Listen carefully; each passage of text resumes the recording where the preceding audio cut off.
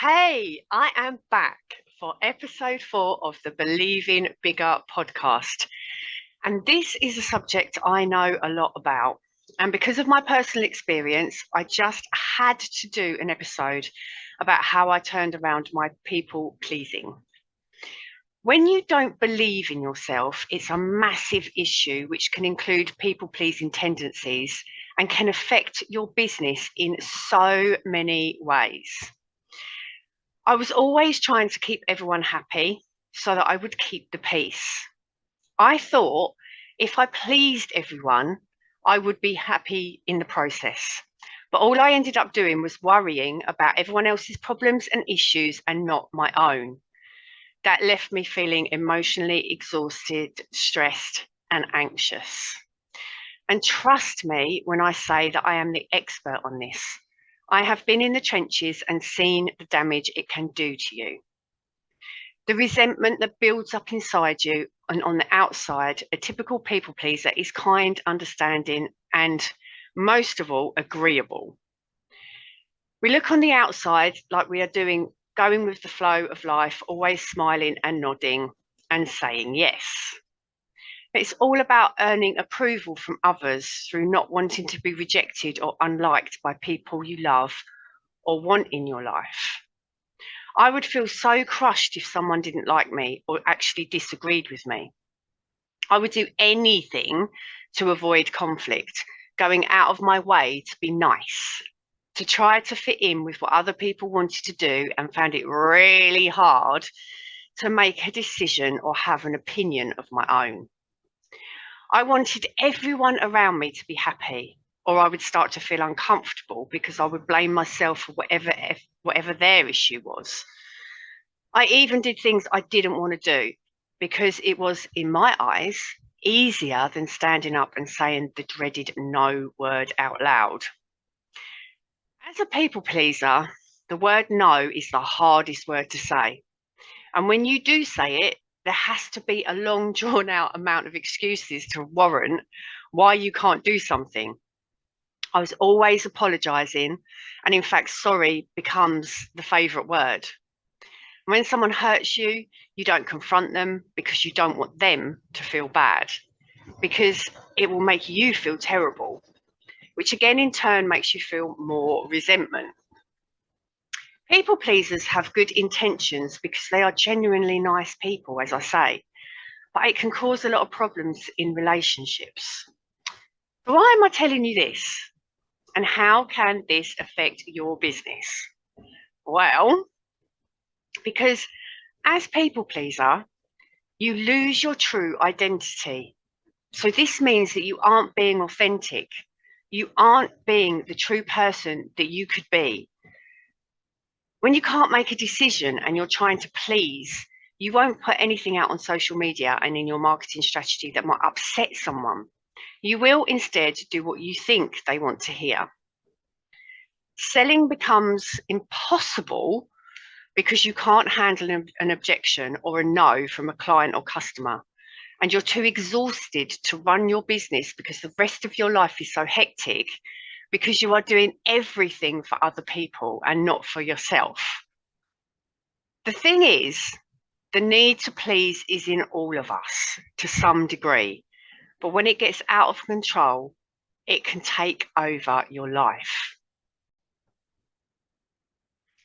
If you have listened to this and you're thinking, oh my God, this is me, even to some degree, I'm going to give you some ideas to help you. Now, as an entrepreneur, maybe a mother, a wife, a partner, a friend, etc., you can't be there for everyone all the time. Acknowledge this and own up to yourself that you are doing this. Once you have admitted it to yourself, you can begin to do something about it, just like I did.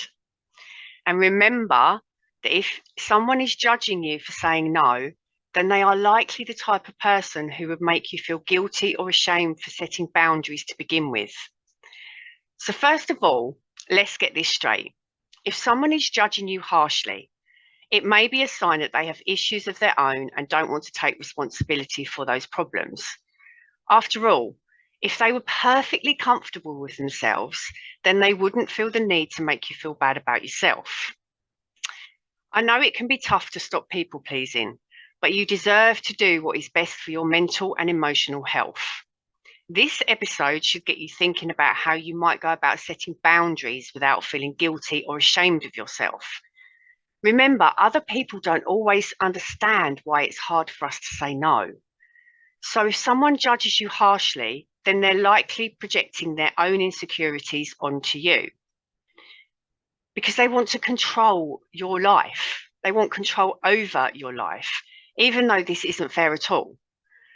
If the person who wants something from us doesn't respect these boundaries, then remember that it says more about them than it does about any choices that we make.